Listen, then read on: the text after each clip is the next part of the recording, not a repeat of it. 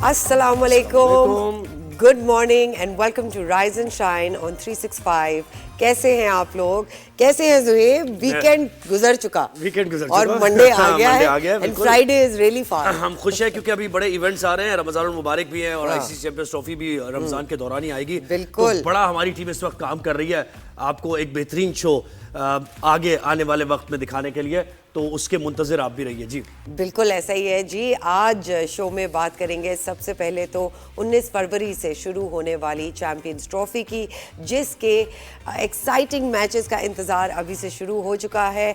फिर मिलेंगे कुछ ओवरसीज़ पाकिस्तानियों से, जिसके बाद सियासत की दुनिया का हाल शामिल होगा शो में, और आखिर में आपको मिलवाएंगे नस्ट के होनहार तुलबा से जो बहुत अमेजिंग काम कर रहे हैं। तो जुड़े रहिए राइज एंड शाइन के साथ। उन्होंने अवार्ड भी जीता है। हाँ जी, है ना जी? बिल्कुल ऐसी। अच्छा जी, आज की अच्छी बात ये है that everything that is happening to you in life is happening for you, not to you.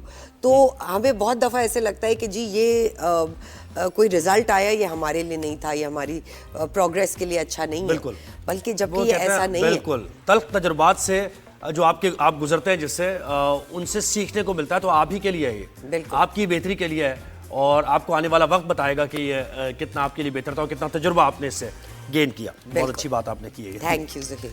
अच्छा, टॉप स्टोरीज की तरफ बढ़ते हैं और army chief general Syed Asim Munir ने वाज़े पैगाम दिया है, सख्त पैगाम दिया। उन्होंने सिपह सालार ने फितना अल खवारिज के दहशत गर्दों को ये पैगाम दिया।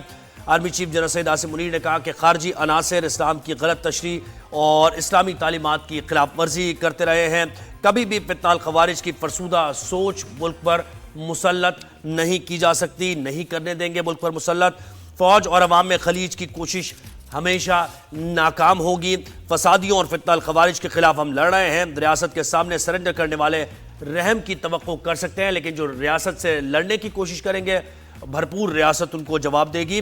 जब तक कौम, खुसूसन नौजवानों की उन्होंने बात की खास तौर पर, खुसूसन उन्होंने कहा नौजवान साथ खड़े हैं, पाक फौज कभी नहीं हारेगी। Army chief general Syed Asim Munir ने यह पैगाम दिया है। बिल्कुल जी, पाक फौज आज से नहीं बल्कि बहुत सालों से हमें बॉर्डर्स पे फ्रंट लाइन हीरोज बन के प्रोटेक्ट कर रही है। दहशतगर्दों के खिलाफ हम लड़ रहे हैं, और दहशतगर्दों के खिलाफ जो हमने कार्रवाइयाँ की हैं, जो हमारी सक्सेस रही है, वो दुनिया के सामने। तो पहली हमारी टॉप स्टोरी है। दूसरी टॉप स्टोरी पाकिस्तान तहरीक इंसाफ से मुताल्लिक है। पीटीआई के अंदरूनी मामलात शिद्दत इख्तियार कर गए हैं और किसी को निकाला जा रहा है, शो कॉज नोटिस दिया जा रहा है, नोटिफिकेशंस जारी हो रहे हैं। जैसे शेर अफजल मरवत का मामला है, सलमान अकरम राजा के दरमियान तल्ख जुमलों का कुछ तबादला भी चल रहा है, और शेर अफजल मरवत ने तो असम्बली के अंदर ये कह दिया, बड़ा तारीखी जुमला उन्होंने कहा कि मुझे क्यों निकाला। वो तारीखी जुमला जो मियाँ नवाज शरीफ साहब का था, तो उन्होंने उस जुमले का इस्तेमाल किया, और जो पार्टी के अंदर उनके साथ हुआ, उनको पार्टी से निकाल दिया गया है। तो उन्होंने असेंबली के फ्लोर पर ये कहा है कि मुझे क्यों निकाला, मैं ये पूछता रहूँगा। और बाहर आके भी उन्होंने साथियों से बात की कि मैं जब असेंबली में जाऊँगा तो मैं यही कहूँगा कि मुझे क्यों निकाला, ये पूछता रहूँगा मैं। और उन्होंने ये भी कहा कि मैं बानी पीटीआई के साथ खड़ा हूँ, आवाम के साथ खड़ा हूँ। बाकी ये पार्टी के अंदर जो लोग हैं, ये पार्टी के ओरिजिनल लोग नहीं, यानी ये वो लोग नहीं है जो पार्टी चला रहे हैं, तो मुझे इससे कोई फ़र्क नहीं पड़ता है। तो ये मामला with in the party conflict with in the party बिल्कुल चल रहा है। अच्छा जी, इसके साथ साथ एक और मामला हुआ। शुएब शाहीन जो कि पाकिस्तान तहरीक इंसाफ के रहनुमा, पाकिस्तान तहरीक इंसाफ को रिप्रेजेंट करते हैं टॉक शोज में भी और कानूनी मामलात भी, उनका और फवाद चौधरी का भी एक मामला हुआ और स्कफल हो गई, हाथापाई तक मामला चला गया। बहुत जी, शुएब शाहीन और फवाद चौधरी के दरमियान। अच्छा, फवाद चौधरी का कहीं अक्सर हमने ये देखा है, जब यानी टेम्परामेंट थोड़ा सा कहीं लूज कर जाते हैं वो, लेकिन अब क्या मामला हुआ, क्या बात हुई, तो जब वो हमारे साथ अगर होंगे तो हम उनसे पूछेंगे कि इस यहाँ तक, इस नौबत तक कैसे ये मामला पहुंच गए। लेकिन शुएब शाहीन और फवाद चौधरी के दरमियान ये मामला हुआ है और हाथापाई तक मामला पहुंचे हैं। इसके बाद जो तंजीमी कमेटी है पाकिस्तान तहरीक इंसाफ की, उन्होंने कंडेम भी किया इस वाक़े को, फवाद चौधरी को, और उन्होंने कहा कि फवाद चौधरी इस तरह का कॉन्डक्ट उनका हिस्ट्री पास में भी रहा है, तो शुएब शाहीन को उन्होंने डिफेंड किया है। तो ये सारे मामला चल रहे हैं। दूसरा हुकूमत से भी वो ये कह रहे हैं कि हमें, अगर हम मुज़ाकरात चाहते हैं या हम बातचीत चाहते हैं, हम खत लिख रहे हैं, तो हमें इसकी हमारी कमजोरी इस बात को ना समझा जाए। तो ये भी पाकिस्तान तरीके से इसकी वजाहत की जाए। जी ऐसा ही है, बिल्कुल ऐसे ही। तो ये टॉप स्टोरीज हमारी दो हो गई जी। बिल्कुल जी। अब हम चलते हैं बाअदब बामुलाइम हाँ, होशियार होशियार। चैंपियंस ट्रॉफी तशरीफ ला चुकी है। जी हाँ, लाहौर शाही किले के सामने चमकती चमकती धमकती ट्रॉफी की रोनुमाई आप देख सकते हैं। हुजूरी बाग में भी कलरफुल इवेंट हुआ। Chairman PCB Mohsin Naqvi, ICC officials की शिरकत। मोहसिन नकवी ने कहा दुनिया देख रही है, पाकिस्तान चैंपियंस ट्रॉफी होस्ट करने के लिए तैयार है। तकरीब में आतिशबाजी भी हुई और आप देख सकते हैं हमारी स्क्रीन पे भी बहुत ही अमेजिंग बिल्कुल 2017 की विनिंग टीम भी मौजूद। जी, 2017 की विनिंग टीम जिसको सरफराज लीड कर रहे थे, वो भी वहां पर मौजूद थी और सरफराज ने बिल्कुल धोखा नहीं दिया था 2017 में और पाकिस्तान ने ये ट्रॉफी लिफ्ट की थी, तो वो टीम भी वहां पर मौजूद थी। और अब देखना यह कि ये रिजवान की क़यादत में Pakistan team ICC champions trophy के इवेंट में क्या करती है। लेकिन ट्रायंगुलर सीरीज आपने देखा ना कि फाइनल न्यूजीलैंड ने कैसे जीता, और कुछ चीजें जो मैंने बात पॉइंट आउट की थी वो हमें नजर आई। वो नजर आई बिल्कुल, इस पे तज्जिया होना चाहिए, तज्जिया होना चाहिए और बिल्कुल तज्जिया होगा शो में आगे चलकर। तो ये हमारी टॉप स्टोरीज हो गई जनाब। अब सियासत की तरफ बिल्कुल बिल्कुल सही। सियासत की तरफ। अच्छा, सियासत में हम ऑपोजिशन का तो मौक़िफ़ लेते ही रहते हैं और ऑपोजिशन का मौक़िफ़ लेना ज़ाहिर ज़रूरी भी होता है। हुकूमत का मौक़िफ़ तो वो दे देते हैं प्रेस कॉन्फ्रेंस करके, लेकिन ऑपोजिशन क्या सोच रही है। अब हम आज के शो में ज़रा हुकूमत का मौक़िफ़ लेने की कोशिश करेंगे कि हुकूमत इस वक्त कहाँ खड़ी हुई है, क्या वो सोच रहे हैं, जो उनके प्लान्स थे उन पर कितनी हद तक अमल दरामद हो गया है। मईशत संभालने का एक जो चैलेंज था वो कहाँ तक पूरा हुआ है। फिर आपकी फॉरेन पॉलिसी से मुताल्लिक़ जो उन्होंने ये कहा था कि पाकिस्तान तहरीक इंसाफ के दौर में फॉरेन पॉलिसी का कोई ख्याल नहीं रखा गया, हमारे दोस्तों को दुश्मन बना दिया गया, तो वो ये काम यानी इसमें कितनी उनको अचीवमेंट हुई है। हमारे नेबर से जो ताल्लुकात है, मामलात है, इस पर फिर विद इन द कंट्री मुल्क में जो सियासी गहमा गहमी है, गर्मा गर्मी है, उसको कंट्रोल करने के लिए क्या किया जा रहा है। क्या तदब्बुर का मुजाहरा किया जा रहा है या ताकत के इस्तेमाल की तरफ सोच रही है, क्योंकि पाकिस्तान तहरीक इंसाफ अब दोबारा ऐसा प्लान करने के सड़कों पर आएगी। तो हमें ज्वाइन किया जी, हमें ज्वाइन किया है अली गौहर बलोच, PMLN लीडर है, उनको वेलकम करते हैं। अस्सलाम वालेकुम अली साहब, thank you so much for giving us your time. जी अली साहब, सबसे पहला सवाल आपसे यही कि ये जो पाकिस्तान तहरीक इंसाफ से आपके मुज़ाकरात चल रहे हैं, इस पर कोई आप पेशरफ्त आने वाले वक्त में देखते हैं? गो के इसके इम्कानात बहुत कम हो गए और पाकिस्तान तहरीक इंसाफ अब मुज़ाकरात उन्होंने बंद कर दिए, उन्होंने तो खत पे खत लिखना शुरू कर दिया आर्मी चीफ को। तो आर्मी चीफ को खत लिखने पर क्या कहेंगे और अपने साथ मुज़ाकरात जो हो रहे हैं उसकी पेशरफ्त से मुताल्लिक़ भी बताइए। बिस्मिल्लाहिर्रहमानिर्रहीम। देखें, PTI डे 1 से जो है वो मुज़ाकरात पर तो बिलीव ही नहीं करती। शुरू से, आज से नहीं, मतलब इनका रवैया यही रहा है कि इन्होंने हमेशा तमाम पॉलिटिकल लीडर्स को जो है वो बुरे बुरे नामों से ही पुकारा है, चोर डाकू कहा, क्या क्या कहा, और ये खुद पसंदी का शिकार है।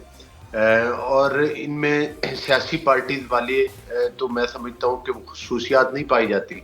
अलबत्ता ये इंतहा पसंदी, मुल्क के अंदर इंतशार फैलाना, लॉकडाउन्स करना और मतलब है मुश्तिल हजूम की जो है पाकिस्तान के मुख्तलिफ शहरों के ऊपर।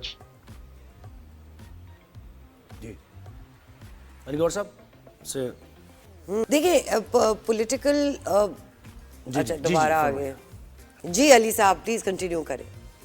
जी, मैं ये कह रहा हूँ कि ये इन्होंने लिबादा सियासत का उड़ा हुआ है, लेकिन एक्चुअली तो ये तशद्दुद पसंद जत्थे हैं। और ख़ास तौर पर जो 9 मई के वाक़यात हैं उनमें अगर देखा जाए तो जो कुछ इन्होंने किया है वो किसी से ढका छुपा हुआ नहीं है। उसकी ऑडियो वीडियो पूरी दुनिया ने देखी है, पूरे पाकिस्तान ने देखा है। और जिस तरह से कोर कमांडर हाउस को तोड़ फोड़ की गई, जिस तरह से हमारे जो अली साहब मुज़ाकरात की अगर हम बात करें कि मुज़ाकरात within the two parties कैसे चल रहे हैं, तो उस पे आपका क्या तज्जिया क्या है? क्या लगता है आपको हो पाएंगे दोबारा मुज़ाकरात? देखें, एज अ हुकूमत या एज अ पॉलिटिकल पार्टी हमसे पूछें तो हम कहेंगे कि ठीक है, मुज़ाकरात होने चाहिए। मुज़ाकरात ही मसाइल का हल होता है, मुज़ाकरात से ही रास्ते निकलते हैं। लेकिन ये आपको पता है कि शुरू से ही जब से बानी PTI बात करते हैं वो कहते हैं जी मैं एस्टेब्लिशमेंट से बात करूंगा, और एस्टेब्लिशमेंट से कोई खतूत लिख रहे हैं, आर्मी चीफ कोई खतूत लिख रहे हैं, और वो जेल से भी शुरू से यही कहते थे कि मैं एस्टेब्लिशमेंट से ही बात करूंगा। उसकी रीजन ये है कि लोगों को भी पता है कि जनरल पाशा, जनरल जहीरुद्दीन, जिन जिन लोगों ने इस गुब्बारे में हवा भरी थी वो किसी से ढका छुपा हुआ नहीं है। जिस तरह से ये एक प्रोग्राम लॉन्च किया गया था और उसके बाद जब 2018 में आरटीएस सिस्टम बंद करके इनको मुसल्लत किया गया, तो जो पाकिस्तान में तबाही फैली सियासी तौर पर, मुआशी तौर पर, वो किसी से ढकी छुपी हुई नहीं है। तो यही वजह आज भी वो कोई चोर दरवाजा ढूंढते हैं ताकि उनको कुछ और यही नहीं, यानी आप ये कह रहे हैं कि कोई इम्कानात नहीं है, हुकूमत की तरफ से भी बहुत कुछ आपने मैं ये कह रहा हूँ कि ये मुज़ाकरात के लिए आपको याद होगा कि जब ये मुज़ाकरात की मेज पर आए थे तो रोज मीडिया पे ऐलान करते थे हम मुज़ाकरात करना चाहते हैं, हमारे साथ मुज़ाकरात। वो दो मुतालबात आपने नहीं माने ना उनके, दो मुतालबात नहीं माने ना उनके आपने? नहीं, देखे 9 मई और उसमें 26 पे जुडिशल कमीशन का मुतालबा था। मुज़ाकरात कभी भी मशरूत नहीं होते। और दूसरी बात यह है कि हम कोई गैर आईनी मुतालबा कैसे मान सकते हैं कि कमीशन जो केसेस है वो तो प्रोसिक्यूशन के मराहल तय कर चुके हैं, काफी केसेस के ऊपर तो फैसले आ चुके हैं। सही है। तो ये आप मानेंगे नहीं, ये आप मान नहीं सकते और वो इससे हट नहीं सकते पीछे। अच्छा, ये बताएं कि ग्रैंड अलायंस की तैयारी की जा रही है ऑपोजिशन की तरफ से और इस सिलसिले में मुलाकातें भी हो रही है, मौलाना फजल रहमान को भी लूप में वो ले रहे हैं और शाहिद खाकान अब्बासी, ये सब मिलकर अब हुकूमत के खिलाफ एक नया महाज शुरू होने जा रहा है। तो इससे कोई आपकी सफ़ों में हलचल है कोई, या मौलाना को मनाने की आप कोशिश दोबारा करेंगे? एक बार गए तो हैं वजीर आजम। देखिए, हमारी जो हुकूमत है वो एक इत्तेहादी हुकूमत है वफाक के अंदर, और उसमें भी मुख्तलिफ पोलिटिकल पार्टी शामिल हैं। जब हम अपोजिशन में थे तब भी हम इत्तेहाद में थे। तो मैं तो समझता हूँ कि एक सियासी कारकुन की हैसियत से सियासी इत्तेहाद बनने चाहिए, और वो किसी के लिए कोई मुश्किल या सरदर्दी नहीं होती। और ख़ास तौर पर मुतशद्दिद पसंद लोग तो यही जत्था है पीटीआई वाला। बाकी पॉलिटिकल पार्टी मोस्टली जो है वो तशद्दुद पसंद नहीं है, बल्कि हो सकता है कि अगर दीगर पार्टी के साथ कुछ इनको चलने का मौका मिले तो कुछ शायद इनको भी जो है वो मतलब है पता चले कि पाकिस्तान के अंदर इंतशार नहीं फैलाना बल्कि पुरअमन एहतजाज करना है। तो मैं नहीं समझता कि ये इस किस्म के इत्तेहाद जो है हुकूमत के लिए खतरा हो, और ना ही इनके बनने से, क्योंकि हम भी ऑपोजिशन में थे तो हम इत्तेहाद में थे, हम हुकूमत में है तो इत्तेहाद में, तो इत्तेहाद तो बनते रहते हैं, ये तो कोई नई बात नहीं। सही। अली साहब, ये भी बताइए, ट्रांसपेरेंसी इंटरनेशनल की रिपोर्ट आई है जहां करप्शन बहुत ज़्यादा है, जो भी IMF भी आए वो भी सारी चीज़ें देखने आए, तो क्या कहेंगे इस वक्त की हुकूमत की परफॉर्मेंस देखने में कुछ और है और दावे कुछ और हैं? नहीं, ऐसी बात नहीं है। पहली बात तो ये है कि जो इस किस्म के सर्वेज आते हैं और उनमें जो रैंकिंग्स की जाती हैं वो भी कोई 100% ठीक नहीं होती। उसमें बैनुल अक़वामी लेवल के ऊपर भी कुछ ममालिक का अमल दखल होता है। नहीं, ये सर, ये आप ये नहीं कह सकते, क्योंकि ट्रांसपेरेंसी इंटरनेशनल की करप्शन परसेप्शन इंडेक्स है ये, जिस पर आप बिलीव करते थे और आपने हमेशा इसका जिक्र किया है। आप ये नहीं कह सकते कि वो भी करप्ट है। देखिए, नहीं, मैं ये नहीं कह रहा, आप मेरी बात को शायद समझ नहीं पाए कि वो भी करप्ट है। लेकिन मैं आपको एक बात बताऊं कि यहाँ पर बहुत कुछ मैनेज किसी न किसी हद तक जरूर होता है। नहीं, गुज़श्ता बार में आप इसी का हवाला देते रहे हैं, ट्रांसपेरेंसी इंटरनेशनल की रिपोर्ट्स का हवाला। मैं आज भी कहता हूँ कि अगर वो इंडेक्स है, लेकिन यहाँ पर ये जरूर देखिए शहबाज शरीफ साहब जो है और मरियम नवाज साहबा, इसमें तो कोई दूसरी राय नहीं है कि उनकी जीरो टॉलरेंस लेवल है करप्शन के ऊपर, और खास तौर पर नहीं, लेकिन प्राइवेट सेक्टर में भी और पब्लिक सेक्टर में भी है सर, उसमें बाकायदा जिक्र है। पूरी रिपोर्ट हमने गुज़श्ता ये जो 2-3 शोज हुए हैं इससे पहले हमने रिपोर्ट बाकायदा चलाई और इकोनॉमिस्ट को लिया है, वो बड़ा तशवीश का इजहार कर रहे हैं इस पर कि इससे तो हमारी FDI मुतासिर होगी, हमें बड़ा हमारा परसेप्शन खराब होगा दुनिया में। नहीं, देखिए बात ये है, मैं वही आपको बता रहा हूँ कि जिस वक्त महंगाई की शरह, जिस वक्त इनकी गवर्नमेंट थी, मैं उनकी बात करूंगा 2018 वाली और RTS सिस्टम वाली, उस वक्त महंगाई की शरह नवाज शरीफ साहब की जो गवर्नमेंट 13-17 चली थी उसमें कम थी। इन्होंने ये 30% पे लेकर गए, आज महंगाई फिर सिंगल डिजिट पर आ गई है। आज हमारे मुल्क की रिजर्व बढ़े हैं, आज मार्कअप की शरह नीचे हुई है, आज मुल्क में स्टेबिलिटी की तरफ बढ़ा है, हम माशी तौर पर ग्रो कर रहे हैं, स्टॉक एक्सचेंज हमारी बेहतर हुई है, उन्होंने प्रॉपर्टीज और जो हमारा ये सेक्टर है उसमें भी अब बेहतरी आना शुरू हो गई है, बाहर से इन्वेस्टर पाकिस्तान की तरफ आ रहे हैं। तो मैं आपको एक बात बताऊं कि काफी ऐसी लॉबीज भी हैं जिनको स्टेबल पाकिस्तान अच्छा नहीं लगता, किसी ना किसी तरह से पाकिस्तान को डैमेज भी किया जाता है। तो हम तो अपनी जो हमारी हुकूमत का फोकस है उसको मईशत को बेहतर करना और मुल्क को स्टेबलाइज करना, जिस तरह से अभी आपने एग्रीकल्चर सेक्टर में देखा कि कल मरियम साहिबा और चोलिस्तान का इलाका जो कि कितने एकड़ है जो कि बंजर पड़ा हुआ है उसको आबाद करने के लिए हमारे सिपा सलार भी गए हुए थे और उस पर प्लानिंग हो रही है जदीद तरीके से, उससे हमारी ज़रई इनकम भी बढ़ेगी, ज़रई पैदावार भी बढ़ेगी। तो ये तो हम बेहतरी की तरफ जा रहे हैं इंशाअल्लाह ताला। जहां तक ये है, अगर करप्शन के मामलात हैं तो वो तो हर वक्त गुंजाइश रहती है कि उसमें बेहतरी लाई जाए उस निज़ाम के अंदर, ताकि पाकिस्तान माशी तौर पर मजीद बेहतर हो। और जाहिर है करप्शन कम होगी तो पाकिस्तान मजीद बेहतरी की तरफ जाएगा। मैं नहीं समझता कि ये सारी बेहतरी जो है वो करप्शन के कम हुए बगैर आ गई है, इस तरह पॉसिबल नहीं है। इसलिए मैं मतलब है अपना आर्गो कर रहा हूँ कि जब पाकिस्तान मुआशी तौर पर बेहतरी की तरफ जा रहा है तो लाजमी बात है कि वो करप्शन की शरह नीचे आई है। आप देखें मुख्तलिफ इदारे शहबाज शरीफ साहब ने बंद किए हैं जिनमें करप्शन की लोग शरह सुपर टैक्स सर IMF की डेलीगेशन भी आई और वो चीफ जस्टिस से मिली। ऐसी तो जिंदगी में कभी हमने कुछ देखा नहीं है कि इस किस्म की मीटिंग हुई हो। IMF इस लेवल पे जाके अपनी बात कर रहा है, बाद में सुप्रीम कोर्ट में भी ये बात गई। तो इसको आप क्या समझते हैं, ये क्यों हुआ?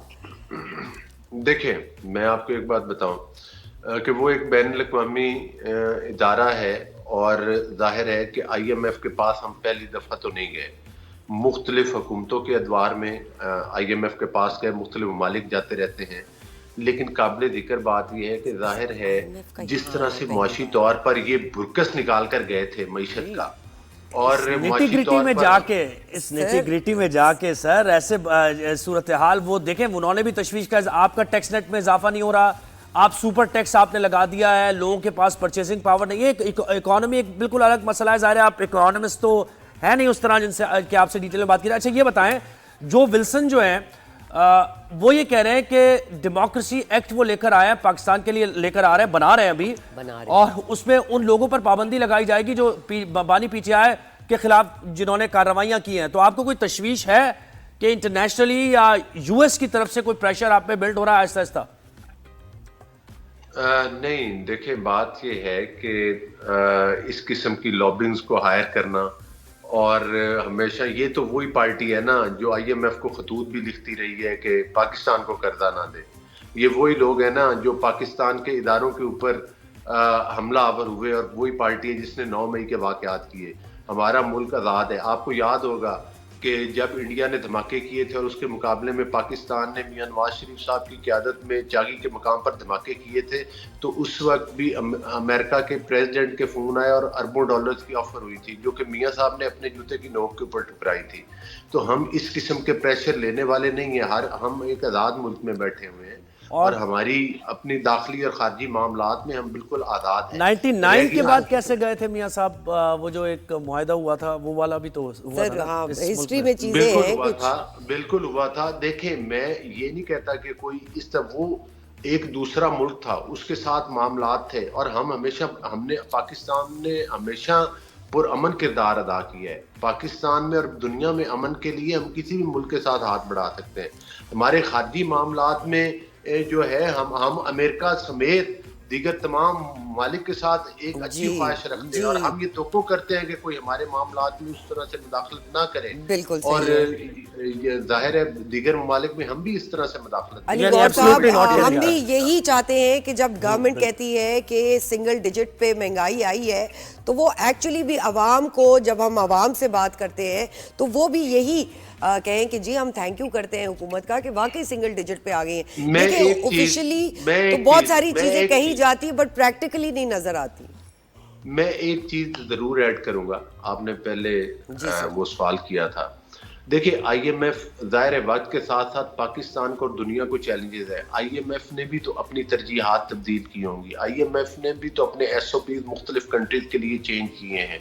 वक्त के साथ साथ काफ़ी तब्दीलियाँ आती हैं। आईएमएफ पहले भी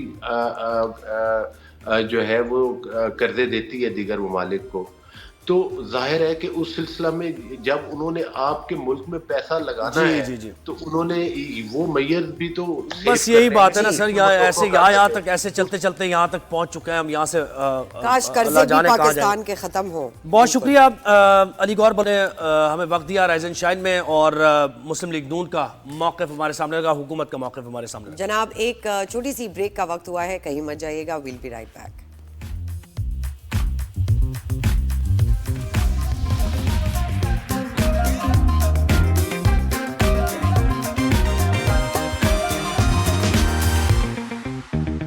वेलकम बैक नाजरीन। आईएफसी का दौरा हुआ है, उस पर कुछ बात कर लेते हैं। बिल्कुल, इंटरनेशनल फाइनेंस कॉरपोरेशन के मैनेजिंग डायरेक्टर के दौरा पाकिस्तान की हम बात करेंगे। एमडी आईएफसी ने वफाकी वज़ीर ख़जाना मोहम्मद औरंगज़ेब से फाइनेंस डिवीजन में मुलाकात की है, और वजारत ख़जाना ने वफ़द को ज़रूरी इनकम टैक्स, पेंशन इस्लाहात और हुकूमती इदारों की तश्कील नौ पर ब्रीफिंग भी दी है। आईएफसी ने मुख्तलिफ शोबों में पाकिस्तान के साथ ताउन जारी रखने का आज़म भी किया है। आईएफसी के सरबराह का ये बयान सामने आया है कि उनका इदारा पाकिस्तान में बड़े पैमाने पर इंफ्रास्ट्रक्चर फाइनेंसिंग पर तवज्जो मरकूज करते हुए इक्विटी सरमायाकारी में इजाफा कर रहा है। तो ये तो वो दौरा है। दूसरी तरफ वर्ल्ड बैंक ग्रुप के 9 एग्जीक्यूटिव डायरेक्टर्स का आला सतह का वफ़द भी तकरीबन 20 साल बाद पाकिस्तान बिल्कुल पहुंच रहा है, ताकि इक़्तिसादी तरक्की के मंसूबों में सरमायाकारी से मुताल्लिक़ वर्ल्ड बैंक के वफ़द का आना एक बड़ी इसकी अहमियत है। तो सारे मामलात पर बातचीत होगी।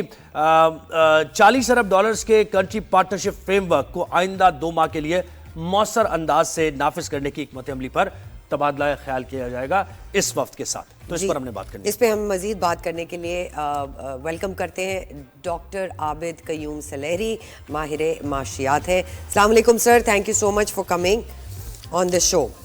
सर आईएफसी का जो ये दौरा है उसको आप किस तरह देखते हैं?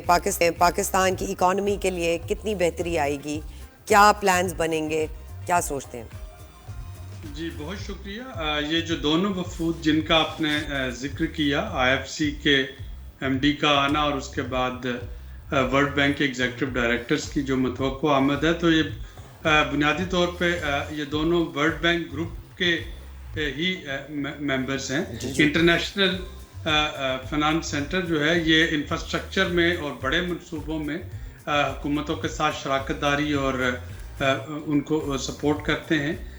और उसमें जो एमडी यहाँ पे जब मौजूद थे पाकिस्तान के हुकूमत के साथ, वजारत ख़जाना के साथ जो मुख्तलिफ मौज़ूआत पे बातचीत हुई, वो उसमें भी जो वर्ल्ड बैंक की कंट्री पार्टनरशिप फ्रेमवर्क है वो भी डिस्कशन में आया। उसमें आईएमएफ के साथ जो पाकिस्तान हुकूमत ने मुख्तलिफ कमिटमेंट्स की हैं, खुसूसन प्राइवेटाइजेशन का भी उसमें जिक्र था, उस पर बातचीत हुई। जो अगले इंफ्रास्ट्रक्चर प्रोजेक्ट्स हैं जो कि हुकूमत अनरोल करने जा रही होगी, उस पर बातचीत हुई। और उसी के तवातर में यानी तसलसल आप कह सकते हैं कि अभी जो आईएमएफ के एग्जीक्यूटिव डायरेक्टर, और ये पूरी दुनिया में मुख्तलिफ ममालिक जो हैं, 5 ममालिक तो ऐसे हैं जिनका एक एग्जीक्यूटिव डायरेक्टर होता है बोर्ड पे, और बाकी जो हैं वो अपने शेयर्स पूल करके एग्जीक्यूटिव डायरेक्टर बनाते हैं। टोटल 24 एग्जीक्यूटिव डायरेक्टर होते हैं जो कि पूरी दुनिया को रिप्रेजेंट करते हैं। तो उसमें से सिलेक्टेड 88 कंट्रीज़ के एग्जीक्यूटिव डायरेक्टर जो हैं वो पाकिस्तान में आ रहे होंगे। और अगेन ये पाकिस्तान इस वक्त बड़ा मौका आईएमएफ प्रोग्राम को जो रोल आउट कर रहा है वो शेयर करना चाहेगा। पाकिस्तान चाहेगा कि जो उस पर एक स्टॉप एंड गो का लेबल लगा है कि आईएमएफ के साथ या मालियाती इदारों के साथ कमिटमेंट करता है और उसके बाद उनको पूरी तरह निभा नहीं पाता, तो पाकिस्तान अपना वो हुकूमत जो है वो इमेज जो है बिल्कुल, और पाकिस्तान इस पोजीशन में है कि अपने जो ये जो हालात है पाकिस्तान में इस वक्त, इसकी भी पिक्चर आईएमएफ के वफ्द के सामने, या ये जो दूसरा वफ्द आया है आईएफसी का, अच्छा, मुझे बताएं कि 3 मामलात IFC के वफ़द से बातचीत, ज़राई इनकम टैक्स की बात, पेंशन इस्लाहात और हुकूमती इदारों की तश्कील नौ। अब ज़राई इनकम टैक्स की बात करें तो यहाँ भी हम ये देख रहे हैं कि पाकिस्तान के अंदर बहुत ज़्यादा ज़राई जो शोबा है हमारा एहतजाज भी कर रहे हैं और वो इस पर बड़े उनके तहफ़्फ़ुज़ात हैं। फिर पेंशन इस्लाहात की हम बात करें तो पेंशनर्स रो रहे हैं, आम आदमी का। तो हम अगर अपने मुल्क के अंदर पहले एक कहते हैं ना कि राय आमवा हमवार करना ये बहुत ज़रूरी है, आप इन हेड्स में देखते हैं कि ऐसा कुछ हो रहा है हुकूमत की तरफ से? यह एक मेरा ख्याल है कि एरिया है जिसमें कि मज़ीद इम्प्रूवमेंट की ज़रूरत है। मेरा ख्याल है जब हम ज़राई इनकम टैक्स कहते हैं तो इसका मतलब ज़राअत पे टैक्स नहीं, इसका मतलब ज़राअत से हासिल होने वाली आमदनी पे टैक्स है। और जाहिर है कि पाकिस्तान का अगर मेजॉरिटी छोटा किसान है तो वो इससे एग्जेम्प्टेड होगा और जो आमदनी है उसको उसी तरह से ट्रीट किया जाएगा जैसे कि मेरी आपकी तनख्वाह से टैक्स कटता है। ज़्यादा सैलरी है तो ज़्यादा टैक्स कटेगा। सिर्फ इसमें जो एक चैलेंज मुझे नज़र आता है वो ये है कि इसको आमदनी को डॉक्यूमेंट करना कि उस पर ख़र्चा कितना हुआ और फिर उस पर आमदनी कितनी हुई ज़राई शोबे में, वो एक चैलेंज होगा। लेकिन अगर ये चीज़ जो है वो आम काश्तकार को नहीं समझा पा रही सूबाई हुकूमतें, ज़राई इनकम टैक्स जो है ये सूबे का मैंडेट है, तो ये एक कम्युनिकेशन गैप है जिसको कि दुरुस्त होना चाहिए। इसी तरीके से जब हम बात कर रहे होते हैं, दूसरा आपका टॉपिक था एक तो पेंशन इस्लाहात। देखिए पेंशन इस्लाहात भी बहुत जी तो देखिए उसमें भी जो अनोमलीज आ रही थी कि नस्ल दर नस्ल पेंशन देना या एक से ज़्यादा पेंशन जो थी सरकारी मुलाजमों को मिलना, वो एक अनोमली तो बहरहाल वो क्रिएट हो रही थी। या तो ये सबके लिए यकसा सलूक होता और अगर नहीं है तो फिर इसको कैसे दुरुस्त किया जाए। इसी तरीके से जो पेंशन होती है पाकिस्तान में अभी तक वो कहीं पे अलहदा जगह पे इन्वेस्ट नहीं की जा रही होती थी और उस वजह से जो फिस्कल डेफिसिट है आमदनी और अखराजात में जो अदम तवाज़ुन हुकूमतों का वो बढ़ता चला जा रहा था। तो अगेन इसको भी कम्युनिकेशन के साथ एड्रेस करने की ज़रूरत है वफाकी और सूबाई हुकूमतों को। ये डॉक्टर साहब ये भी बताइए अभी एक ट्रांसपेरेंसी रिपोर्ट आई जहां करप्शन के नंबर्स अनबिलीवेबल हैं। कितना ज़रूरी है कि विद इन द कंट्री हम पहले अपनी ये सारी प्रॉब्लम्स को सॉल्व करें ताकि बाहर से ये वक्फ आने की ज़रूरत ना हो। देखिए हुकूमती इदारों की तश्कील नौ से जुड़ा हुआ सवाल है। बिल्कुल बिल्कुल। और हुकूमती इदारों की तश्कील नौ जो है उसमें प्राइवेटाइजेशन भी आ जाती है और IFC जो है वो प्राइवेटाइजेशन में सपोर्ट करता है। जो सबसे बड़ा चैलेंज इस वक्त हुकूमत को था वो PIA की प्राइवेटाइजेशन पे था। रूट्स खुलने से उम्मीद बन रही है कि शायद वो प्राइवेटाइजेशन जो है थोड़ी प्रॉफिटेबल हो जाए। जो आपका सवाल है जो ट्रांसपेरेंसी इंटरनेशनल रिपोर्ट का एक परसेप्शन सर्वे होता है, जाहिर है कि ये कोई दो राय नहीं है। हुकूमत को हमें सबको मिलके इस शफाफियत को लेके आना है। सवाल ये है कि क्या हम वेट करते रहें कि पहले ये हमारी सारी चीज़ें दुरुस्त हों और उसके बाद इस तरह की जो वफूद है उनसे मुलाकात की जाए, या इसको दोनों को पैरेलल रखा जाए। तो मेरा तो ख्याल है कि इसको पैरेलल रखना ज़रूरी है ताकि एक तरफ हम अपना हाउसिंग ऑर्डर करते रहें और दूसरी तरफ जो इंटरनेशनल कम्युनिटी है, इंटरनेशनल लेंडर्स हैं जी जी उनके साथ हमारा बिल्कुल। अच्छा, ये जो वर्ल्ड बैंक के वफ्द की थोड़ी सी हम बात करते हैं, इसमें सरमायाकारी के मौक़े यानी FDI से मुताल्लिक़ बात हो रही है कि जितनी बढ़ाई जाएगी ज़ाहिर है पाकिस्तान की मईशत संभलेगी। और ये जो $40 अरब के कंट्री पार्टनरशिप की बात हो रही है फ्रेमवर्क की, ये है क्या और ये FDI को हम कैसे लोगों को मोटिवेट कर सकते हैं कि पाकिस्तान में आएँ और उनकी जो इन्वेस्टमेंट है वो सिक्योर होगी, वन विंडो ऑपरेशन होगा, कोई किकबैक्स कमीशंस नहीं होंगे। तो इस हेड में भी बहुत कुछ करने की ज़रूरत है। जी बिल्कुल। पाकिस्तान का एक जो बहुत कमज़ोर सेगमेंट है इकोनॉमी में, जो सिर्फ मौजूदा दौर ही में नहीं बल्कि एक क्रॉनिक आप उसको कह सकते हैं कि चैलेंज का सामना है कि 240 मिलियन की आबादी में अगर आपके पास जो है वो $2-4 पर हेड भी साल की इन्वेस्टमेंट जो है वो नहीं आती है FDI की शक्ल में, जो टोटल अगर हम मिला के देखें तो ये काफ़ी अफसोसनाक बात है। और उसमें बहुत से इंटरनल और एक्सटर्नल जो चैलेंजेस हैं उनका सामना रहा है। पहले सिक्योरिटी इश्यूज थे, उसके बाद एनर्जी इश्यूज आ गए, उसके अलावा अभी जो आप बात कर रहे थे लैक ऑफ ट्रांसपेरेंसी, उसके अलावा जो पॉलिटिकल इंस्टेबिलिटी है, ये इस तरह के मुख्तलिफ चैलेंजेस जो है मुख्तलिफ अदवार में पेश आते रहे, और अगर उनको दुरुस्त नहीं करेंगे तो जाहिर है कि FDI यहाँ पे उस तरीके से और वो हुकूमत का मौक़िफ़ इस पे FDI से मुताल्लिक़ वो खास बात, वो ये कहते हैं कि रेमिटेंसेस हमारे बढ़े हैं और ये हमारी अचीवमेंट है। तो रेमिटेंसेस का बढ़ना कोई वो तो लोग अपना भेज रहे हैं, जाहिर है जो बाहर हैं वो अपनी फैमिलीज को भेज रहे हैं, तो इसमें तो कोई अचीवमेंट ऐसी सच नहीं है। बिल्कुल, तो ये पोटेंशियल जो है FDI को लेके आने का, ये तो बहरहाल है, जितनी कम है उतना ज़्यादा पोटेंशियल है, उतना ज़्यादा उस पर काम किया जा सकता है और किया जाना चाहिए। लेकिन जो दूसरा आपका सवाल था वर्ल्ड बैंक के जो वफ़द का और $40 बिलियन, तो ये कंट्री पार्टनरशिप फ्रेमवर्क है। ये $40 बिलियन पाकिस्तान के लिए अप्रूव नहीं हुए, बल्कि एक नंबर जो है मैक्सिमम नंबर वो एग्री हुआ, और अगले 10 साल में इसके जो मुख्तलिफ प्रोजेक्ट्स हैं वो रोल आउट हो रहे होंगे। ये एक ब्लैंक चेक नहीं होगा, बल्कि हुकूमत को और मुतलका अदारों को अपनी कन्विंसिंग प्रपोजल जो है वो वर्ल्ड बैंक ग्रुप को जमा करवानी होंगी, और वर्ल्ड बैंक ग्रुप जो है फिर उन प्रपोजल की फिजिबिलिटी को देखते हुए कौन सी कितनी ज़रूरी है, कितनी अहम है, उसमें एलोकेशन जो है वो हो रही होगी। जी डॉक्टर साहब, ये भी बताइए कि ये जो मुख्तलिफ शोबों में पाकिस्तान के साथ ताउन करने जा रही है IFC, ये शुरू कब से होगा? इसके असरात कितने सालों में जाहिर हो सकते हैं?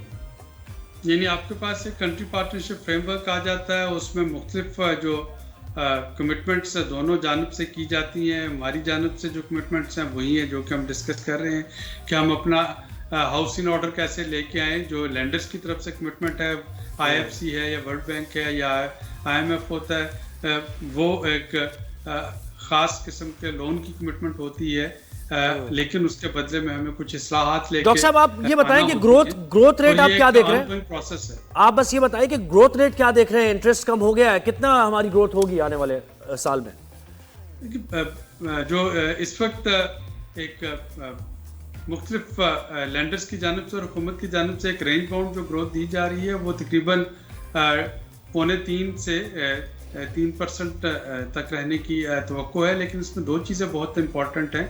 पहली चीज़ जो है वो तो हमारा ज़राई शोबे की कारकर्दगी है। हमने देखा कि ये सर्दियों में मुसलसल एक ड्राउट स्पेल जो है वो रहा है, जिसकी वजह से गंदम की फसल जो है वो मुतासर होने का ख़तरा है। हमने देखा कि हम कॉटन का टारगेट अपना जो है वो अचीव नहीं कर पाए, अगेन मौसमियाती तब्दीलियों की वजह से।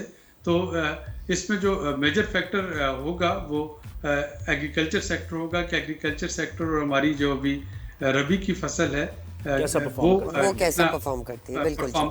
डॉक्टर आबिद कयूम साहब, आपका बहुत बहुत शुक्रिया। माहिर माशियात हमारे जनाब, एक छोटी सी ब्रेक का वक्त हुआ है। उन्होंने जो उसकी खुश्कसाली की बात की है ना, ये बड़ी खबर भी है। और इमरजेंसी रावलपिंडी में आपको पता है कि क्लाइमेट चेंज जो हो रहा है वो सबसे ज्यादा पाकिस्तान में ही ड्राउट की सूरत हाल है, बारिशें नहीं हो रही हैं। रावलपिंडी में इमरजेंसी भी, न तो पानी के बारे में जरा अवेयर हो जाए। अच्छा, पानी पर एक सेगमेंट हम रखे होंगे भी। बिल्कुल, पानी पे जितनी बात की जाए कम है। एक जनाब छोटी सी ब्रेक का टाइम हुआ है, कहीं मत जाएगा, will be right back.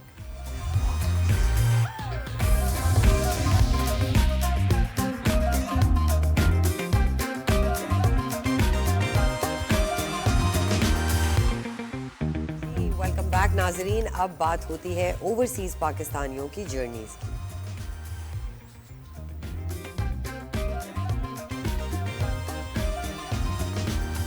Zuhaib, overseas Pakistani कौन है? जो पाकिस्तान से तो दूर है, लेकिन उनके दिल पाकिस्तान में धड़कते हैं, पाकिस्तान के लिए धड़कते हैं। बिल्कुल जी। आज इसी तरह हमें ज्वाइन कर रहे हैं Adnan Munawwar, operation executive officer हैं दुबई से। उनको वेलकम करते हैं। अस्सलाम वालेकुम Adnan, thank you so much, आपने हमें वक्त दिया। बताइए क्या मसरूफियात रहती हैं दुबई में आपकी? वालेकुम अस्सलाम, बहुत शुक्रिया आपका, आपने मुझे इनवाइट किया। मैं दुबई में हूँ और यहाँ पर सिलसिला है रोज़गार के चलते मसरूफियत तो रहती है, लेकिन उसके अलावा हम लोग सोशल एक्टिविटी भी करते रहते हैं। यहाँ पर इवेंट्स के भी कराते हैं, लिटरेरी इवेंट्स होते हैं, वो कल्चरल इवेंट्स होते हैं, तो उनमें भी मसरूफियत रहती है। तो वो उसके बारे में ही बताइए ना। अदबी प्लेटफॉर्म भी आप चला रहे हैं, तो क्या अदबी महफिलें जिनका इनेकाद आप करते हैं, शेर व शायरी, मुशायरे वगैरह और दीगर चीज़ें, ज़रा उनके बारे में बताइए। जी, हम तरकीब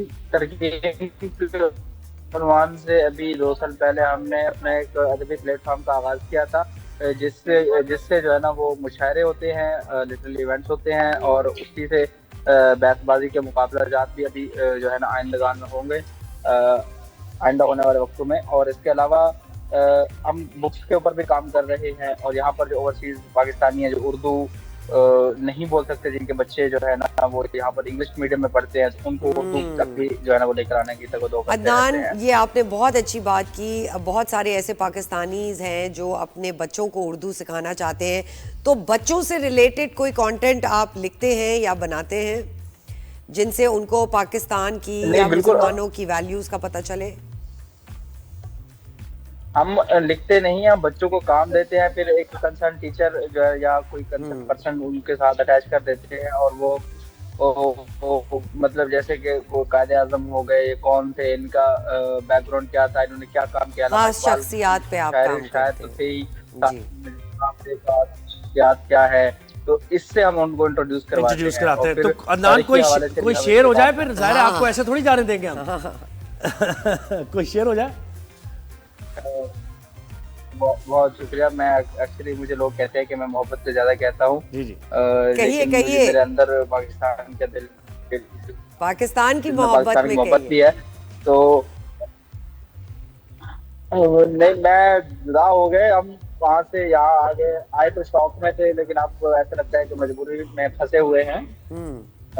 हाय क्या मंजर थे जो आंखों से ओझल हो गए, हंसते बसते शहर की वीरान जंगल हो गए, पागलों को लोग तो रखते हैं जंजीरों में कैद, हम तेरी जंजीर से निकले तो पागल हो गए। क्या बात है भाई, क्या बात है। अच्छा, अब आपने एक शेर सुनाया ना, तो मेरी और आपकी, यानी मेरी और सरवत और आपकी कैफियत पे एक शेर है। अच्छा, हम दरख्तों को कहाँ आता है हिजरत करना, हम दरख्तों को कहाँ आता है हिजरत करना, तुम परिंदे हो वतन छोड़ के जा सकते हो। क्या बात है, क्या बात है, बात तो सही है। अदनान, आप वही परिंदे हैं।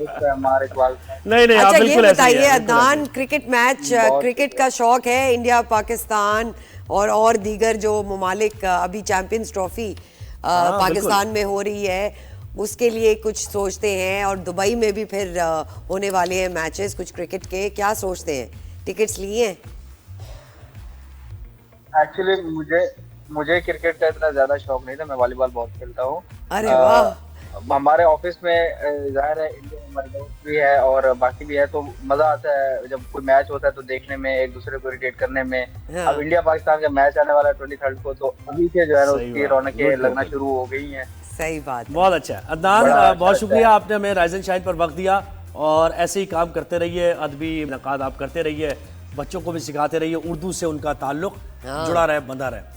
तो वॉलीबॉल की उन्होंने बात की, पता है वॉलीबॉल एक बड़ी इंटरेस्टिंग, स्पेन वगैरह में जी पाकिस्तानी बहुत बड़ी तादाद में जो गए हुए हैं जी, वो वॉलीबॉल खेलते हैं वहाँ। अच्छा। और वॉलीबॉल खेलने का अंदाज आपको पता है, वो जॉगर्स भी नहीं होते हैं, नंगे पाकिस्तानी स्टाइल बिल्कुल। Oh nice. वैसे खुला। अच्छा, खुला। जबरदस्त जी। वॉलीबॉल रमजानों में बहुत खेली जाती है। जनाब, एक छोटे से वक्त हुआ है ब्रेक का, लेकिन कहीं मत जाइएगा, हम वापस आ रहे हैं।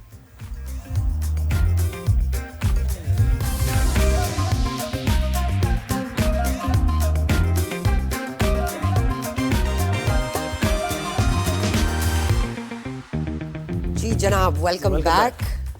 क्रिकेट आपका फेवरेट सेगमेंट, हम कैसे रोक सकते हैं? क्रिकेट की हलचल जनाब इस वक्त पाकिस्तान में बहुत है। आईसीसी चैंपियंस ट्रॉफी भी होने वाली है, लेकिन आईसीसी चैंपियंस ट्रॉफी की तो बात हम करेंगे, ट्राई नेशन सीरीज में पाकिस्तान के साथ क्या हुआ इसकी हमें जरूर बात करनी है। पाकिस्तान हार गया, 19 फरवरी से चैंपियंस ट्रॉफी का आगाज है, और उसके बाद पाकिस्तान का सबसे आखिरी प्रैक्टिस मैच भी था और फाइनल था ट्राई नेशन सीरीज का। और जिन खामियों की हम बात कर रहे थे, लूप होल्स की बात कर रहे थे, जो आप कह रहे थे, वो नजर आए। तो जनाब, इसी पे मजीद बात करने के लिए हमें ज्वाइन कर रहे हैं नुमान नियाज, सीनियर स्पोर्ट्स जर्नलिस्ट हैं, उनको वेलकम करते हैं। अस्सलाम वालेकुम नुमान भाई, कैसे हैं आप? मैं ठीक ठाक हूँ जी, खैरियत से हूँ। और ये मेरे यहाँ पे सुबह के 5 बजे ओए बजे ओए ओए ओए I am in London. You are in सुबह London. खैर। Thank you for joining us in the cold weather. Numan भाई, No, आपको याद है ना, जुहेब ने जी। कुछ पॉइंट्स आपको लिखवाए थे। हाँ जी नुमान भाई, देखिए बात यही, हम चले आगाज करते हैं अब कि क्या रहा पाकिस्तान की परफॉर्मेंस। जो हम एक्सपेक्ट कर रहे थे वैसा ही हुआ। उम्मीद तो जाहिर अपनी जगह है जीत की, लेकिन कोई इम्कानात है नहीं। नहीं देखें, उम्मीद अगर ख्यालों में रखनी है तो जरूर रखें। सही बात है, सही बात। अगर हाँ, वो अगर आप तो किसी भी कोई भी सोच रख सकते हैं, लेकिन दर हकीकत हमने टीम में एक अजीबो गरीब सेलेक्ट की हुई है जिसकी मंतक मुझे समझ आई नहीं। अच्छा, दूसरा जो है वो, एक तो आपने टीम सेलेक्ट की, उसके बाद 11 जो 11 है वो भी कप्तान को आप नहीं दे पा रहे। अब वो अगर आप नहीं दे पा रहे, अब ये जो आपने न्यूजीलैंड के मैच का तस्करा किया है, यहाँ पे आपने टॉस जीत के बैटिंग की, ठीक है, आपकी टीम जल्दी आउट हुए, तो सलमान अली आगा और मोहम्मद रिजवान, उनको एक अपॉर्चुनिटी मिली थी कि वो इनिंग्स को बिल्ड करते। 11.5 ओवर्स में वो आए हैं और 20 ओवर अगले उन्होंने बैटिंग की है। अच्छा, यहाँ पे आपने बैटिंग स्ट्रांग की, सो कॉल्ड कि आपने मोहम्मद हसनैन की जगह जो है वो आप फ़हीम अशरफ को लेके आए, और यहाँ आपने बैटिंग स्ट्रांग की या बॉलिंग स्ट्रांग की, मेरी तो समझ से बाहर है। और उसके बाद आपने 88 रन बनाए 20 ओवर्स में, 4.4 रन, जो कि आजकल की किसी भी क्रिकेट, मॉडर्न तो छोड़े, किसी भी क्रिकेट में एक्सेप्टेबल नहीं है। बिल्कुल। तो अगर आप, if you wanted to bat deep, और अगर आपको कॉन्फिडेंस नहीं था, तो आपने वो नीचे 3 4 6 बैट्समैन को खिलाए हुए हैं, खुशदिल शाह और फ़हीम अशरफ और तैयब ताहिर, फिर इनको क्यों रखा हुआ है? अच्छा, अब अगर आपने इनको रखा है at the cost of a bowler, आपने स्पिनर भी नहीं रखा, आपने फास्ट बॉलर आकिब जवेद ही खिला देते आप यार, आपने वो भी नहीं। अच्छा, फ़हीम अशरफ से आपने 2 ओवर करवाए। सो दिस क्लियरली शोज कि आपके कंट्रोल में कुछ है ही नहीं, और एक्सटर्नल फोर्सेस जो हैं वो आपकी टीम पे इम्पैक्ट कर रही हैं, चाहे वो 11 है, चाहे वो स्क्वाड है आपका पूरा 15। तो दिस इज अनफॉर्चुनेट, और आपने मैच हारना ही था, आप हार गए। अच्छा, आपसे बॉलिंग डिसिप्लिन नहीं हो रही। आप ये आपको इतनी समझ आती- नुमान भाई ये कहे, देखिए हमारा ट्रम्प कार्ड कहा जा रहा है फखर जमान को, और हम जब फखर जमान की बात करते हैं तो हम उसको डिमोरलाइज करने की बात नहीं है, या उसके बारे में तनकीद ऐसी नहीं है, तनकीद बरा इस्लाह की बात है। देखिए उस मैच में भी आपने देखा होगा कि बॉलर ने आउटस्विंग कराई है उनको, ठीक है, उस पर वो बीट हुए हैं, और बैक टू बैक आउटस्विंग के बाद उसने पैड्स पे एक बॉल डाली और मिड विकेट में खेलने की उन्होंने डेस्परेट होकर कोशिश की और आउट हो गए हैं। तो ये तो फ्लॉज उनके नजर आ रहे हैं, और आप मुझे बताएं कि खेलने देंगे बॉलर्स जो वर्ल्ड क्लास बॉलर्स हैं फखर जमान को वो इनिंग्स? देखें, जो जहाँ तक फखर का ताल्लुक है ना, वो ही कभी भी टेक्निकली करेक्ट नहीं था। He is a game changer and impact player. वो 10 मैचेस में से 10 नहीं आपको जिता के दे सकता, वो 10 में से आपको 3 साइड पे रख देगा और जिता देगा। सो उससे अगर आप ये एक्सपेक्ट करेंगे कि वो टेक्निकली बड़ी आला इनिंग्स खेलेगा, हालांकि उसने डेब्यू में मेरा 90 कर दिया हुआ है, टेस्ट मैच भी खेला हुआ है, लेकिन वो टेस्ट क्रिकेट क्यों नहीं खेला लंबी? वो इसलिए नहीं खेला कि वो टेक्निकली वेल इक्विप्ड नहीं था। He is only sort of a player जो कि आपको पहले पावर प्ले में, पहले 10 ओवरों में, 15 ओवरों में वो इम्पैक्ट क्रिएट करके देता है। वो वाइट बॉल का क्रिकेटर है। So I don't see any reason कि फखर, वो आपकी बात बजा है कि टेक्निकली इल इक्विप्ड है, लेकिन फखर इस वो वाली बात है कि वो अपना इम्पैक्ट क्रिएट करेगा, but not know 100 out of 100। वो क्रिएट करेगा 3-4 मैचेस में आउट ऑफ 10। बिल्कुल। अच्छा सर, जो अगला मैच है कुछ ही दिनों में, उसमें क्या स्ट्रैटेजी के परसों है सर वो मैच जिसकी हम बात कर रहे हैं, क्या स्ट्रैटेजी चेंजेस लाने चाहिए पाकिस्तानी टीम को बेहतर परफॉर्मेंस के लिए? और उसी टीम से जिससे आ रहे हैं जी एग्जैक्टली। अच्छा, इसमें आपको थोड़ा सा ऑन लाइटर साइड, मैं और राशिद अतीर अपना शो करते हैं कॉट बिहाइंड, तो हम लोग डाटा एनालिसिस बहुत करते हैं और हमारे पास रियल टाइम डाटा है जी। तो वो राशिद ने पता नहीं कितनी फाइलें निकाली हुई थी, हजारों की तादाद में, कंपैरेटिव एनालिसिस करना है। और मैं कहा यार, जिस टीम के पास 1.25 ओपनर हो, 1.5 भी पूरा ना हो, और जिस टीम के पास 1 स्पिनर हो, 1.25 स्पिनर ना हो, तो उसका डाटा मैंने क्या करना? क्या करना? सही बात है। आपका कॉम्बिनेशन ही नहीं बन रहा, तो मैं कहाँ कॉम्बिनेशन ही नहीं बन रहा। वाकई आप सही कह रहे हैं। खुशदिल की खैर बैटिंग के बाद अभी बॉलिंग की मुझे याद आ गया, ये जब बॉलर सही कर रहे हैं, नसीम की स्विंग भी हो रही है, तो नसीम को हटा के फहीम को ले आए रिजवान। क्या किया उन्होंने? ये उस वक्त तो विकेट्स निकल जाती नसीम की बॉलिंग पे। सर देखें, बात बड़ी सिंपल सी है, आपने कहीं तो पूरा करना है ना। आप पूरा कहाँ करेंगे? Do you really think Faheem Ashraf deserved to be part of this squad, let alone के 11 में आता? खुशदिल शाह, आप ठीक है, ये बच्चे क्रिकेटर्स हैं, मेहनत करते हैं, but is this the way जैसे आपने टीम सेलेक्ट की हुई, आप इब्रार के साथ एक स्पिनर के साथ गए हुए हैं, आप इतने हद दरम हैं कि आपका वो हारिस रऊफ अगर अनफिट हुआ तो बजाय कि आप एक और स्पिनर ले लेते, आपने फिर आकिब जावेद ले लिया फास्ट बॉलर, जो कि बहुत टैलेंटेड लड़का है। अब मुझे आप ये चीज़ समझा दें कि मैं अगर कप्तान होऊंगा, मुझे तो ये नहीं समझ आ रही कि 10 ओवर मैं 5-5, 6-6 के स्पेस में करवा रहा होता हूँ, चाहे शाहीन से चाहे नसीम से। मुझे ये डर लगा होता कि मैं 27वां अगर मतलब मिडल ओवर जो है मैं किससे करवाऊंगा। ये तो मैंने वही टीम अब देखी करना है। नौमान भाई करना क्या है, मतलब मुझे बताया तैयब ताहिर ने एक अच्छी इनिंग खेली है, तैयब ताहिर ने अच्छी इनिंग खेली। अब खुशदिल को निकालना है, फहीम को कॉम्बिनेशन बताए ना, अब इतना तजुर्बा किस काम का है, टीम को बताए मैनेजमेंट को कि ये लड़के खिलाए। सर आप कहते हैं कि मैंने 11 डॉक्टर भेजे हैं जिनमें 4 इंजीनियर हैं, तो मैं 11 कैसे ठीक है ना। तो आप तो 8 के साथ खेल रहे थे। आपने तो कमाल किया, मतलब मिडिल ओवर्स में मैंने पहली टीम देखी है पाकिस्तान जो कि आईसीसी का कंपटीशन खेलने जा रही है और 20 के 20 ओवर पार्ट टाइमर ने कर दिए। सही बात है। अच्छा सर, ये बताइए कि परसों के मैच में अगर हम टॉस जीते तो हमें बॉलिंग या बैटिंग करनी चाहिए, और अगर बैटिंग करें तो क्या स्ट्रैटेजी होनी चाहिए? देखें, एक तो ना हुआ क्या है, एक तो वैसे इरेलेवेंट रह गए हुए थे, बाकी टीमें बहुत आगे हैं। खुशकिस्मती ये हुई कि बहुत सारी टीमों की बहुत सारी इंजरीज हो गई। खुशकिस्मती इज रॉन्ग वर्ड, अनफॉर्चुनेटली। अब उन टीमों को मसाइल आ गए। अच्छा, आपने क्या किया है कि आपके पास सवाए 2 या 2.5 ऐसे प्लेयर हैं जिन पे आपका अपना सेल्फ बिलीफ और कॉन्फिडेंस है, राइट। और यही वजह थी कि आप इतना स्लो खेले उस दिन भी, वो जो 20 ओवर हैं। तो आपको तो ये वाली टीम तो है, ये डिफेंड करती अच्छा, 2.5 की टर्म अच्छी लाया, 2.5 2 या 2.5 नहीं है, सही बात। ये डिफेंड ही करें टोटल, लंबा टोटल डाल के जीतने की कोशिश करें तो करें, otherwise they be not sinking in there. 300 ना हो पाएगा, ये नियम से 300 ना हो पाएगा। सर ये भी बताइए आपकी फेवरेट टीम कौन सी है? देखें, ऑनेस्टली स्पीकिंग मुझे तो दुख होता है, being part of the Pakistan team, Yes. तो मुझे तो दुख होता है ये देख के हम यहाँ पे पहुंच गई पाकिस्तान। तो पाकिस्तान मेरी फेवरेट है तो है, लेकिन आई डू नॉट नो, मुझे ये ऐसे लग रहा है कि साउथ अफ्रीका इस टूर्नामेंट में कुछ करने जा रहा है। सही। अच्छा, ये शाहीन नसीम से ऊपर क्यों आ रहे हैं बैटिंग में? कोई इसका जवाब आपके पास है? रिजवान साहब के पास कोई जवाब है? सर, उनको ये इल्यूजन है शाहीन अफरीदी को कि वो बहुत बड़े ऑलराउंडर बन जाएंगे और अपने फादर इन लॉ की तरह लंबे 90 मीटर के चक्के मारेंगे। तो प्राइम मिनिस्टर ने भी कह दिया ना कि उनके फुटस्टेप्स को फॉलो ना करें। करें। अच्छा, ओके सर, ये बताइए टीम सिलेक्शन की तो बात हो गई, काफ़ी तनकीद का मुजाहरा करना पड़ा है टीम सिलेक्शन को, क्या चेंजेस हैं कुछ अभी बाकी जो हम कर सकते हैं, ला सकते हैं आने वाले? बाबर को ऊपर खिलाएं? नुमान भाई क्या कहते हैं, बाबर को ऊपर खिला लें हम, या हमें वन डाउन ही रहना चाहिए? देखें, बात बड़ी सिंपल सी है कि बाबर आजम नंबर ना बेसिकली 3 का बैट्समैन है और उसकी शायद नंबर 3 पे सेकंड बेस्ट बैटिंग एवरेज है इन one day international after Virat Kohli. इसकी शायद 60.17 की 1900 गेम है।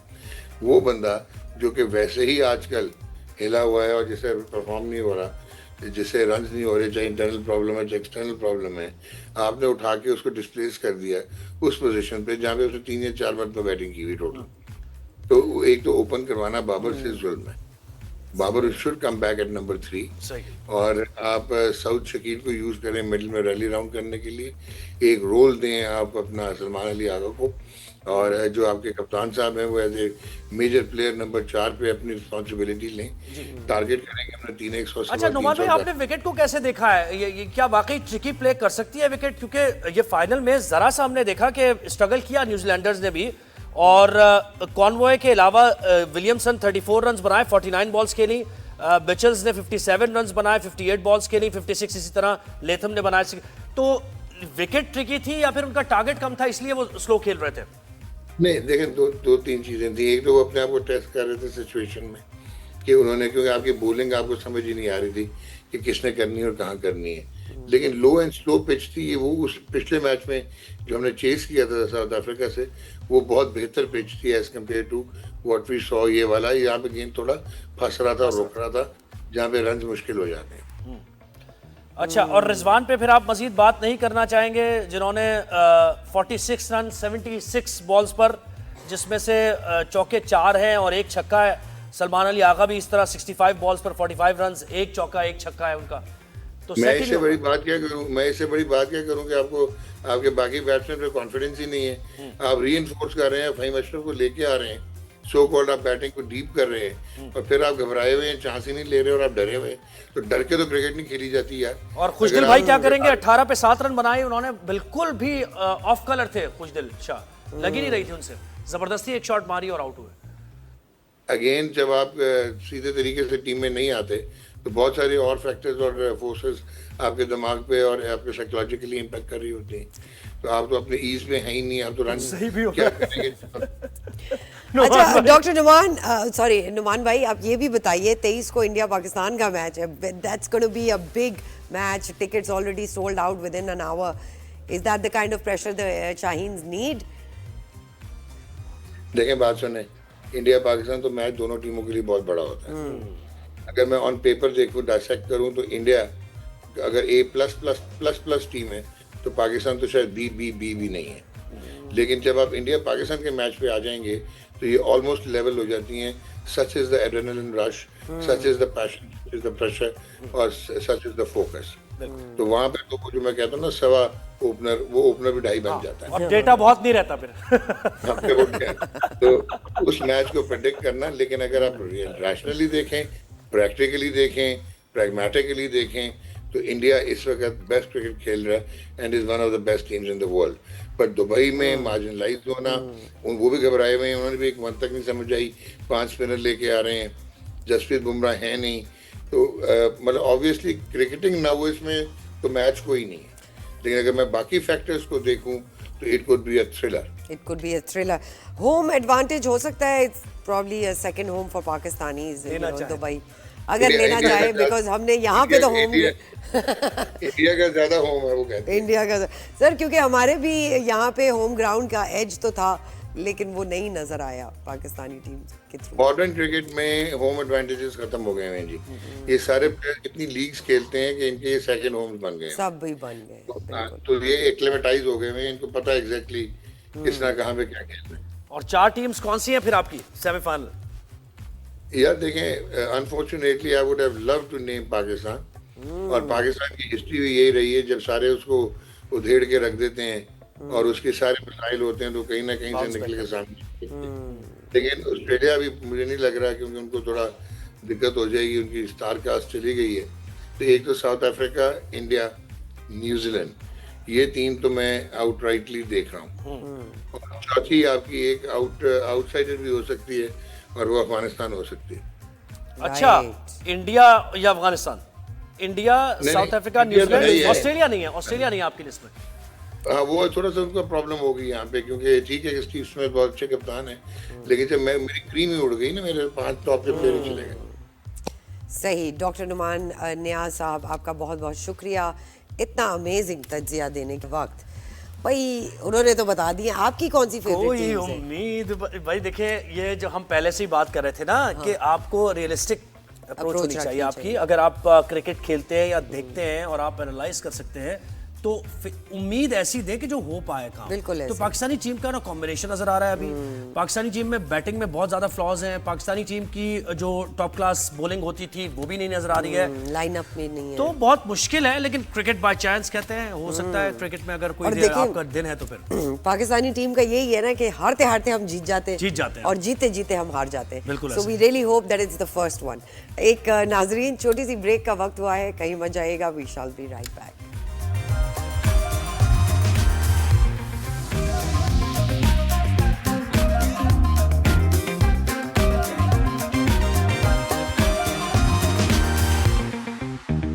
जी वेलकम बैक नाजरीन। अब एक अफसोसनाक वाक़े पर बात करते चलें जो स्वाबी में पेश जी, आया। स्वाबी में ये वाक़या पेश आया। बाप ने अपने 4 कमसिन बच्चों को कत्ल किया।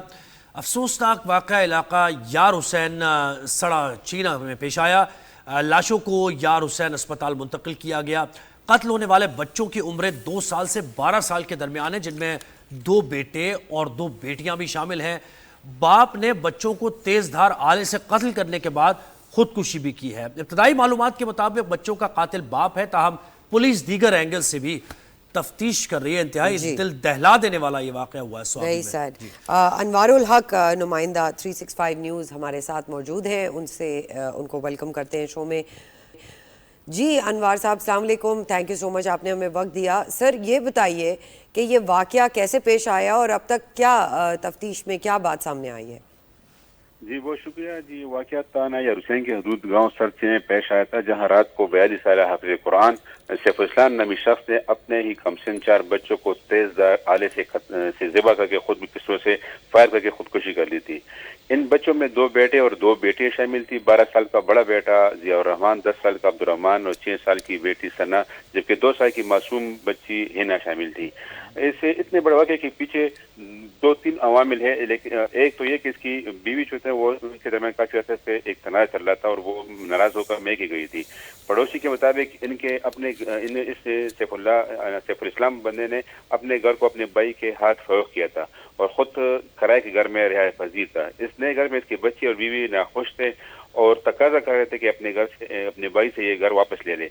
सैफुल इस्लाम मरहूम ने अपने भाई की बहुत मेहनत समाजित की, जरगे भी किए, लेकिन इसका भाई घर वापस करने को तैयार नहीं था। मरहूम ने अपने दोस्तों और वालिद और जगह से कहा था कि अगर ये इलाज रहे तो मैंने छुरी भी खरीदी है और पिस्तौल भी, मैं अपने बच्चों को ज़िबा करके खुद भी खुदकुशी कर लूंगा। लेकिन किसी ने इसकी बात को संजीदा नहीं लिया। आखिरकार मायूस होकर उन्होंने इतना बड़ा कदम उठाया। इस वाक़े के दूसरे दिन सैफुल इस्लाम मरहूम के आई थी, जो उन्होंने अपने दोस्त को भेजी कि आज मेरी आखिरी रात है और मैं इन हालात का मुकाबला नहीं कर सकता और मैं मायूस हो चुका हूँ। और एक ही घर से तकरीबन 5 जनाजे निकले थे, पूरे लगा ये खत भी लिखा उन्होंने, खत भी लिखा उन्होंने एक ऑडियो अपने दोस्त को भेजी थी जिसमें उसने ये कहा था कि मैं बहुत मायूस हो चुका हूँ और मैं अभी ये मेरी आखिरी रात है और मैं और मजीद जिंदा नहीं रहना चाहता है। घर के दीगर अफराद नहीं थे? चले भाई से तो तनाज़ा चल रहा था, लेकिन और लोग नहीं थे घर में? ये असल में इसने अपने जो घर हासिल घर था वो इसने बेचा तो फरोख्त किया था अपने भाई के हाथ और खुद दूसरे मोहल्ले में था किराए के। तो इसके बीवी बच्चे इसमें खुश नहीं थे, वो यही तकाजा कर रहे थे कि हमें अपना घर दिला के दो। तो इसने जरगा भी किया था, लोगों से भी कहा था, दोस्त कि मुझे ये घर वापस दे दे अपने भाई से, लेकिन भाई इसका नहीं मान रहा था।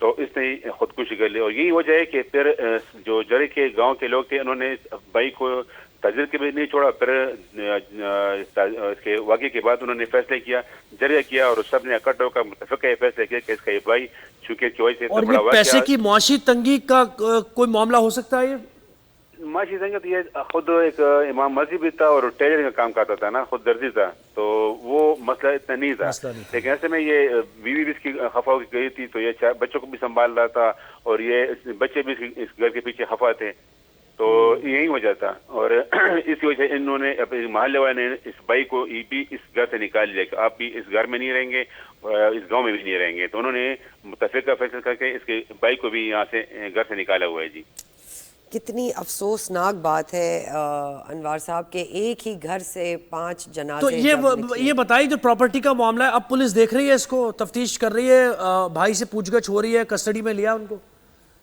असल में उन्होंने ये तो कहा है कि मतलब इसके कोई ऐसे शवायद नहीं, ये इनको भाइयों के दरमियान मसला चल रहा था ना, तो वो तो इसने फरोख्त की थी, 3 लाख रुपए लिए थे और बाकी वापस कर रहे थे, लेकिन भाई इसको वापस नहीं कर रहा था और वो यही कहा है कि मुझे आप डबल पैसे देंगे, तो इसके पास इतने पैसे नहीं थे, तो असल में इसने खुदकुशी कर ली ना, तो इससे कोई वाक़ई नहीं बनता। बहुत शुक्रिया नुमाइंदा 365 न्यूज़। और आप देखें मौश रवैये हैं, मतलब किस जानिब बढ़ रहे हैं आप। भाई को भाई से यानी इतना भी कोई मोहब्बत तो भले छोड़े आप, यानी उसकी जान की भी परवाह उसको नहीं है। गैरों को आप देखते हैं कि अगर किसी को तकलीफ हो जाए तो दिल दुखता है। अपना भाई कह रहा है कि यार मुझे वापस कर दो, तो कोई ना कोई मामला तो ऐसा करे ना कि वो इस इंतहाई कदम उठाने की तरफ ना।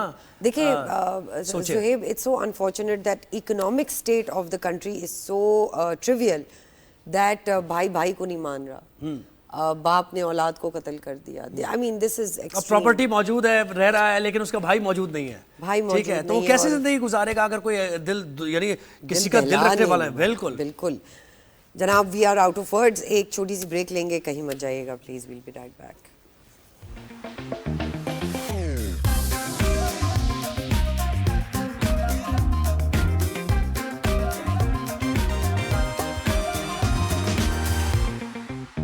वेलकम बैक नाजरीन। कौन कहता है पाकिस्तान में टैलेंट की कमी है? कौन कहता है?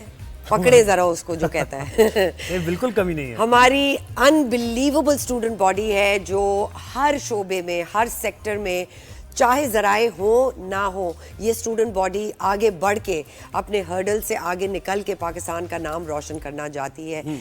इसी तरह की एक टीम आज हमारे साथ मौजूद नस्ट है। के स्टूडेंट्स हमारे साथ हैं और आज क्या दिन है? आज का दिन है मोटिवेशनल मंडे। मंडे। जी जी, मोटिवेशनल मंडे में ये देखेंगे हम।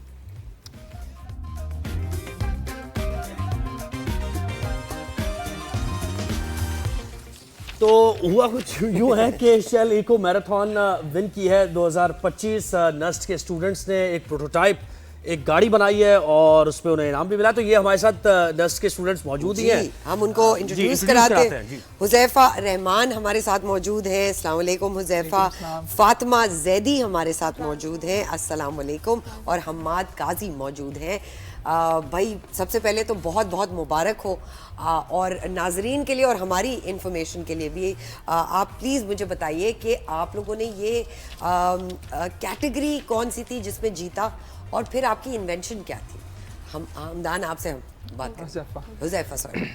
अच्छा, शेल इको मैराथन ग्लोबली होता है जो कि तकरीबन 1985 से हो रहा है, 40 ईयर से, और हमारी टीम उसमें पार्टिसिपेट करी है सिंस 2009। सही। और इस दफ़ा थोड़ा सा गैप आ गया था क्योंकि पैंडेमिक ने हमें थोड़ा सा हिट किया था, लेकिन इस दफ़ा रिवाइव किया। हमने जो पार्टिसिपेट किया था 2 डिफरेंट कैटेगरीज में किया था। 2 डिफरेंट कॉन्सेप्ट व्हीकल, एक अर्बन और एक प्रोटोटाइप। दोनों बैटरी इलेक्ट्रिक व्हीकल थे जिसमें हमने पार्टिसिपेट किया था, और वहाँ पे जाके हमारी टेक्निकल और सेफ्टी इंस्पेक्शन दोनों के साथ क्लियर होने के साथ साथ हम एक कम्युनिकेशन अवार्ड लेके आए।